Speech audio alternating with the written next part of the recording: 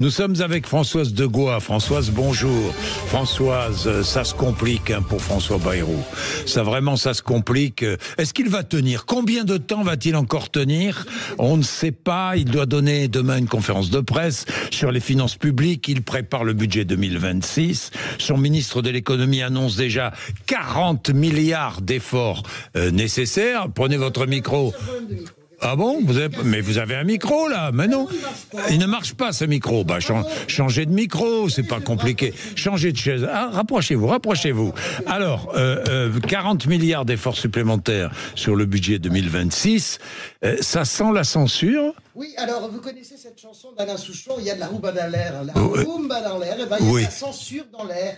Hier, les aiguilles politiques se sont affolées après l'annonce par Éric Lombard de 40 milliards d'économies supplémentaires sur le budget 2026. Alors une nouvelle purge, je vous le dis, budgétaire qui semble servir sur un plateau la censure d'un Premier ministre empêtré dans sa fonction et qui ne semble pas pouvoir sortir de l'ornière. Il y a bien sûr l'affaire Betaram, Jean-Jacques Sa, elle en finit pas de faire des rebonds avec les nouveaux témoignages tendant à démontrer que le Premier ministre était au courant des pratiques épouvantables de cet établissement catholique depuis fort longtemps.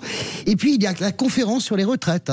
La conférence de les retraites qu'il a littéralement... Le conclave. Le conclave. Qu'il a littéralement sabordé lui-même en disant en quelque sorte, circuler, il n'y a rien à voir. Alors du coup, en cascade, il y a les sondages, plus mauvais chaque mois les uns que les autres. Je ne sais pas si vous voyez, il attend 32, entre 27 et 32. Et puis un Premier ministre immobile qui donne surtout le sentiment, Jean-Jacques, de se déplacer uniquement pour aller à Pau. Bien, oui, censure. Peut-être, mais quand? Alors écoutez, le calendrier est serré parce que la censure, si elle doit intervenir, c'est avant juillet pour ne pas permettre justement au président de la République de dissoudre une nouvelle fois, même si du côté de l'Élysée, on jure qu'on les y reprendra plus, vous savez, on veut pas dissoudre jusqu'au moment où on dissout. Et puis c'est LFI donc qui devrait prendre les devants en utilisant le 1er mai comme véritable rampe de lancement. Du côté du Rassemblement national, Jean-Jacques, eh bien on laisse planer peu de doutes. Marine Le Pen, elle aussi, dans une ornière judiciaire, l'a dit lors de son excellent entretien dans la revue L'Hémicycle avec notre ami Éric Revel notamment. Je n'hésiterai pas si c'est pour le bonheur des Français. Reste la force qui peut tout faire basculer, le Parti socialiste. Alors François Hollande, quand on discute avec lui, il le dit, il ne veut pas censurer.